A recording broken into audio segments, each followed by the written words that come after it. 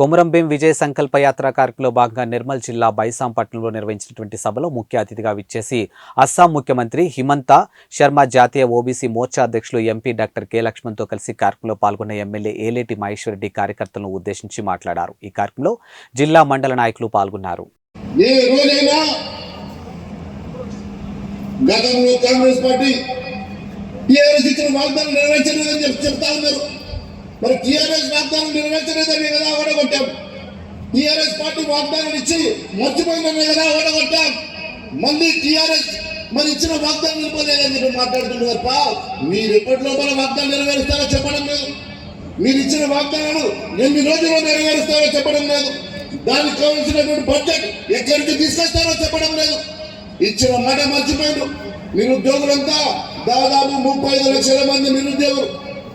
ఉద్యోగం కోసం, ఉపాధి కోసం మనం కన్న పిల్లలు, మన అన్నదమ్ములు, చదువుకున్న యువకులంతా కూడా ఈ రోజు ఉద్యోగం వస్తుందో ఉపాధి దొరుకుతుందో అని భాష ఎదురు చూస్తున్నారు.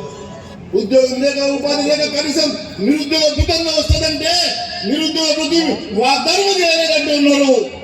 నేను చెప్పిన మీరు మర్చిపోయినచ్చు మిత్రమా, పేజీ నెంబర్ 9 చెప్పినావు.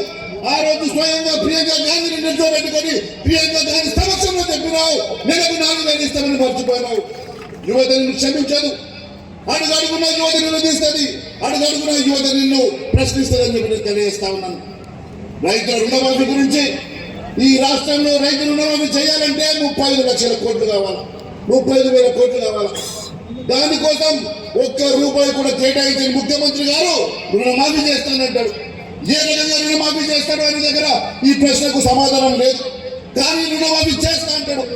మరి 1,500 రూపాయలు గత ప్రభుత్వం ఇచ్చిన వదిలిపోయినటువంటి 10 రైతు బంధు డబ్బులు కూడా ఇప్పటికి పడలే.